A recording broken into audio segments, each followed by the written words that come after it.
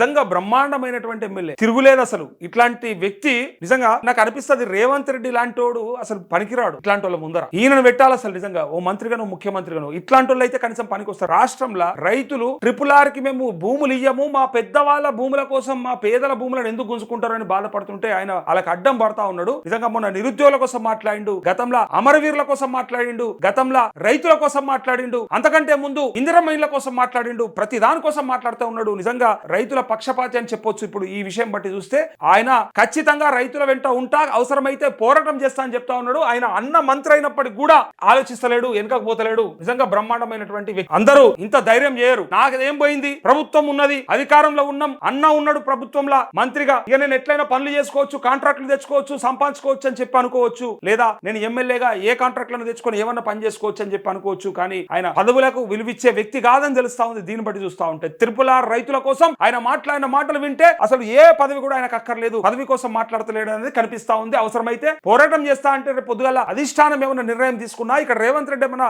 ఇబ్బంది పెట్టినా భరిస్తాడు, భరించడానికి సిద్ధమైండు, అది ప్రజల కోసం అని చెప్పి క్లియర్ గా కనిపిస్తా ఉంది. చూడండి, ఇంకా వాళ్ళ కోసానికి ఎట్టి పరిస్థితుల్లో వాళ్ళ పక్షాన ఉంటా అని చెప్పి వాళ్ళకి మాట ఇచ్చిండు. వాళ్ళు ఏమన్నారంటే భూములు మాయే ఇయ్యాలనా, పెద్ద పెద్ద కంపెనీల భూముల్ని కాపాడడానికి కాకపోతే మీరు చేస్తున్న పని ఏంటిదని చెప్పి డైరెక్ట్ గా వాళ్ళు అన్నప్పుడు రైతులు ఇలా రాజగోపాల్ రెడ్డి ఏమంటా ఉన్నాడంటే ఎట్టి పరిస్థితులలో ఆ భూములను కాపాడుతా అని చెప్పి వాళ్ళకి మాటిస్తుంటారు.